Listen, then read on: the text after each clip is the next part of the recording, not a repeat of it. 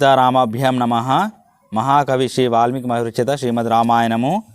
యజ్ఞము వేద మంత్రపూర్వకముగా యథాక్రమముగా కొనసాగుచుండెను. ఇంతలో ఆకాశము నుండి భయంకరమైన ఒక మహాశబ్దము బయలుదేరెను. వర్షకాలమున ఆకాశమును క్రమ్ము కొనచు వచ్చేడి మేఘముల వలె రాక్షసులు తమ మాయలను ప్రయోగించు పరుగు పరుగున వచ్చుచున్నారు. భయంకరులైన మారీచ సుబావులు వారి అనుచరులు అచటికి చేరి కుండపోతగా రక్తమును వర్షించిరి. ఆ రక్త వృష్టితో వేదిక యొక్క పరిశ్రమలన్నీ తడిసిపోయెను. తమ్మునితో కూడిన శ్రీరాముడు అట్టి వేదికను చూచి క్రుద్ధుడై వెంటనే ముందుకు దూసుకువచ్చి ఆకాశమున ఉన్న రాక్షసులను కాంచెను. రాజీవలోచనుడైన శ్రీరాముడు ఆ విధముగా వచ్చి పడుచున్న రాక్షసులను కాంచి లక్ష్మణుని వైపు మరలి సాభిప్రాయముగా ఇట్లు అనెను.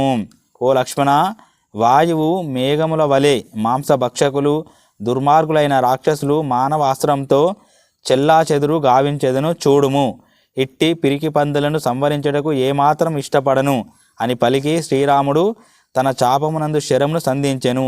మిక్కిలి క్రుద్ధుడైన రాఘవుడు మిగిలు శక్తిమంతమై కాంతులను విరజిమ్ముచున్న మానవాస్త్రమును మారీచుని వక్షములపై ప్రయోగించెను. ఆ మారీచుడు అమోఘమైన మానవాస్త్రము దెబ్బకు 100 యోజనముల దూరమున సముద్ర జలములలో పడిపోయెను. శీతేషు అను బలమైన శరాఘాతమునకు గురి అయిన మారీచుడు స్పృహను కోల్పోయి గిరగిర తిరుగుచు దూరమునకు కొట్టుకొని పోవుచుండెను. అట్టి మారీచును చూచి శ్రీరాముడు లక్ష్మణుడితో ఇట్లనెను. ఓ లక్ష్మణ, ధర్మ సహితమైన శీతేషు అను పేరు గల ఈ మానవ అస్త్రమును చూడుము. ఇది మారీచుని ప్రాణములను తీయక స్పృహ లేకుండా చేసి వానిని తీసుకొని పోవుచున్నది. ఈ రాక్షసులు కఠినాత్ములు, పాపకర్ములు, యజ్ఞములను ధ్వంసము చేయువారు, రక్తమును త్రాగువారు. అట్టి ఈ దుర్మార్గులను కూడా వధించెదను. పిమ్మట శ్రీరాముడు అద్భుతము దివ్యమైన ఆగ్నేయ ఆస్త్రమును సంధించి సుబాహు యొక్క వక్షస్థలమున కొట్టెను. దాని దెబ్బకు అతడు నేలకూలెను. మిక్కిలి పరాక్రమశాలియు సద్వర్తనుడైన శ్రీరాముడు మిగిలిన రాక్షసులను సైతము వాయవ్య ఆస్త్రంతో తుదముట్టించి మునులకు ముదము చేకూర్చెను. ముదము అంటే ఆనందము. ఈ విధముగా ఆ రఘునందనుడు యజ్ఞమునకు విఘ్నములను నొరించు రాక్షసులందరినీ హతమార్చెను. పూర్వము రాక్షసులను జయించిన ఇంద్రుని వలె శ్రీరాముడు మునీశ్వరులచే పూజలు అందుకొనెను. యజ్ఞము నిర్విఘ్నముగా సమాప్తమయ్యెను. అన్ని వైపుల నుండి బాధలు తొలగిపోయెను. అప్పుడు విశ్వామిత్ర మహర్షి శ్రీరాముడితో ఇట్టు అనెను. ఓ మహాబాహు, నీ వలన నేను కృతార్థుడైతిని. నీవు మీ నాయనగారికి ఇచ్చిన మాటను నిలబెట్టితివి. ఈ చర్యతో అంటే నీ చర్యతో సిద్ధాశ్రమం అనే పేరు ఈ ప్రదేశముకు సార్థకమైనది, నీ ఖ్యాతి ఇన్మడించినది. వాల్మీకి మహర్షిత విరచితమైన ఆది కావ్యమైన శ్రీమద్ రామాయణందలి బాలకాండమునందు 30వ సర్గం సమాప్తం. 31వ సర్గము. విశ్వామిత్రుడు, రామలక్ష్మణులు ఇతర మహర్షులు మిథులకు బయలుదేరుట. మహావీరులైన రామలక్ష్మణులు విశ్వామిత్రుని యజ్ఞ కార్యమును నిర్విఘ్నముగా సఫలమునర్చి మిగులు సంతసించిరి. అట్లు సంతుష్ట అంతరంగులై వారు ఆ రాత్రి హాయిగా అచటనే విశ్రాంతిని గైకొన్నారు. తెల్లవారిన పిమ్మట వారు ఉదయకాల స్నాన సంధ్యా వందనాది క్రియలను ఆచరించి పిమ్మట ఆ ఇరువురు ఋషులతో కూడియున్న విశ్వామిత్రుని ఎదుట నిలిచిరి.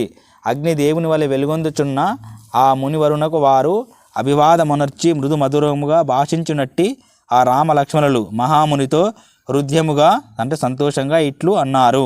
ఓ మునీశ్వర, మేము మీ సేవకులము, ఎదుట నిలిచి యుంటిమి. ఇంకను ఏమి చేయవలను ఆజ్ఞాపింపండి. మీ ఆనతిని తలదాల్చెదము. ఆ చిన్నారి పలుకులను విని విశ్వామిత్రాది మహర్షులు ఇట్లు వచించినారు. ఓ నరోత్తమ, మిథిలా నగర ప్రభువైన జనక మహారాజు ఒక యజ్ఞమును సంకల్పించినాడు. అతడు పరమ ధార్మికుడు. మనమందరము ఆ యజ్ఞమును చూచుటకై వెళ్ళుదుము. ఓ నరశ్రేష్ఠ, నీవు కూడా తమ్మునితో కూడి మాతో రమ్ము. అతడు అద్భుతమైన ఒక మహాధనస్సు కలదు.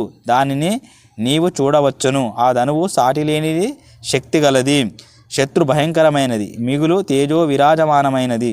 ఓ నరశ్రేష్ఠ, దానిని ఒక యజ్ఞ సభలో దేవతలు మిథిలాధిపతి అయిన దేవరాతునకు ఇచ్చినారు. ఈ శివధనస్సును గంధర్వులు, అసురులు, రాక్షసులు అంతేకాదు దేవతలు సైతం ఎక్కువ పెట్టజాలరు. ఇక మానవుల విషయము చెప్పవలసిన పని ఏముంది? ఆ ధనస్సు యొక్క శక్తిని తెలుసుకొనగోరి మహాబలశాలురైన రాజులు, రాజకుమారులు దానిని ఎక్కుపెట్టుటకు ప్రయత్నించి విఫలులు అయినారు. కకుస్థ వంశమును అవతరించిన ఓ మహానుభావ, మిథిలాపతియు మహాత్ముడైన జనకుని యొక్క చాపమును అచట నీవు చూడగలవు. అద్భుతమైన ఆ యజ్ఞమును కూడా దర్శింపవచ్చును. మిథిలాధిపతి అయిన దేవరాతుడు పూర్వము యజ్ఞము చేసినప్పుడు అతడు యజ్ఞ ఫలమును కోరగా అప్పుడు దేవతలు బలమైన ముష్టి బంధము గల సునాభమైన ఈ శివధనస్సును ఆయనకు అనుగ్రహించినారు. ఓ రామ, జనక మహారాజ భవనమందు ధనుర్ ఉత్సవ సమయమున వివిధములైన గంధములతోడను పుష్పములతోడను సువాసన గల అగరు ధూపములతోడను ఈ ధనస్సు అర్చింపబడెను. దేవరాతుడు నిమి వంశమువాడు కేతుని కుమారుడు దక్షయజ్ఞమును ధ్వంసము చేయుచున్నప్పుడు తాను ఉపయోగించిన చాపమును శివుడు దేవతలకిచ్చెను. వారు దానిని దేవరాతులకు ఇచ్చినారు. ఇతని సంతతి వారు దానిని పూజించి వచ్చినారు. ఈ శివధనస్సునే శ్రీరాముడు నెక్స్ట్ విరవబోతాడు. విశ్వామిత్ర మహర్షి ఈ విధముగా వచించి మునులతోడ రామలక్ష్మణులతోడ కూడి మిథిలా నగరమునకు బయలుదేరుచు వనదేవతలను ఉద్దేశించి ఇట్లు అన్నారు. ఓ వనదేవతలారా, మీకు శుభమవుగాక. యజ్ఞమునర్చి ఫలసిద్ధి నొంది తిని ఈ సిద్ధ ఆశ్రమం నుండి బయలుదేరి గంగానదికి ఉత్తర తీరమున గల హిమాలయమునకు వెళ్ళుచున్నాము అని. హిమాలయమునకు వెళ్ళు దారిలోనే మిథిలా నగరం కలదు.